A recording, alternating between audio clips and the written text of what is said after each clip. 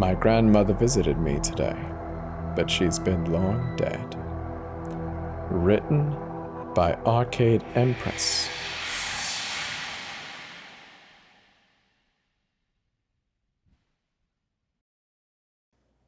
My grandma, Caroline, was always the light of my life. She was the sweetest little woman, wise beyond her years. She always took good care of me while my parents worked all through childhood. Sadly, she died of kidney failure when I was 16. I remember sobbing at her bedside, her eyes sunken deep into her skull, her skin as white as fallen snow, skin as cold as ice. I was clutching her hand in mine, as long as I could, pleading for her to wake up, her limp arm moving with mine as I put her hand against my forehead, sobbing into it. I refused to let go of her hand. Eventually, my parents forced me to let go by pulling me away from her. That was 7 years ago. Yet the memories still linger fresh in my mind. It was like any other weekday. I attempted to sleep in a little more than a morning, only to be woken by the sound of my dogs barking at the door. I brushed it off, thinking nothing of it. Suddenly, I hear the side garage open and shut. The little bell at the top rung at the door swayed. I heard footsteps enter the kitchen.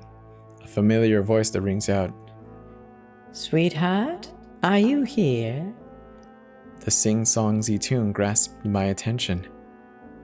Without a second thought, I flew out of my bed and composed myself as fast as I could, making my way downstairs.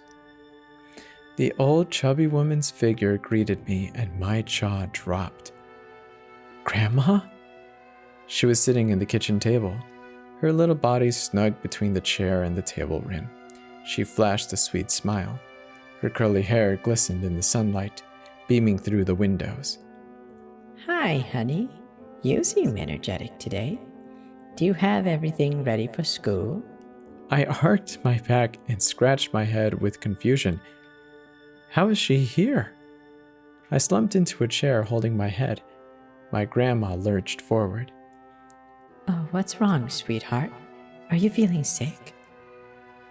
How are you here? I blurted out, making her jump back into her chair. "What do you mean? I always come here every day." She tilted her head. You've been long dead. She quirked her eyebrow at me. "Well, I would know if I was dead." "Come on, you're gonna be late." I stood up, grabbing my nearby backpack. As I looked up, I noticed my smaller dog, Buttercup, sniffing the chair where my grandma was sitting, but didn't acknowledge her presence at all, not even a tail wag. I brushed it off, as Buttercup always acted a little odd, especially around people. The drive to school was quiet. The whole time I twiddled my thumbs, trying to gather my thoughts. I occasionally looked up to see Grandma was still indeed there, driving, the soft wind blowing through her short curly hair. I was dropped off on campus and hurried to my class. I put down my backpack and went up to sign in the sheet in the front of the room. My hand grasped the pen, lifting it, only for it to slip out of my hands. It landed on the table with a quiet thump. I tried lifting it again, but to no avail. The pen leapt from my hand onto the table as if it was covered in oil. I firmly grasped it, finally attempting to write on the sheet. The pen didn't leave any ink. Confused, I took my seat, turning to see my classmate behind me. Do you have a pen? The one up there isn't working." No response. I raised my voice. "Hey!" No response. Not even a general look in my direction. I was about to scream, but it was too late. Class had begun. My teacher ranted about the horrors of World War II. I missed most of it. My mind was still wandering from the encounter from that morning. I still needed answers to at least one question to get points for that day, so I nonchalantly raised my hand to answer one of the questions. The teacher looked in my direction, directly at me, but didn't seem to realize that I was there. I thought that was really odd of him. Surely he knows I'm present, right? Time seemed to pass fast, and before I knew it, class was over. I made my way to the cafeteria, grabbing a Subway sandwich and slumping onto a chair close to the big TV in the room. I raised my sandwich to my mouth only to freeze in place. My eyes widened at the news headline. My name was on the screen. I was the victim of a savage killing the night before. Charlie, an ex of mine, being in handcuffs, was screaming at the cameras. None of what he was saying registered in my mind. I just stood up in a panic. My mind went blank.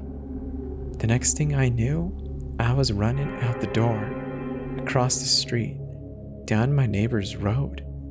I ran for what seemed like an eternity. Finally, reaching the door of my house, my grandmother was inside. I didn't care. I ran past her as she greeted me. Up the stairs, down the hall, I slammed my bedroom door open, and there, I saw my own body.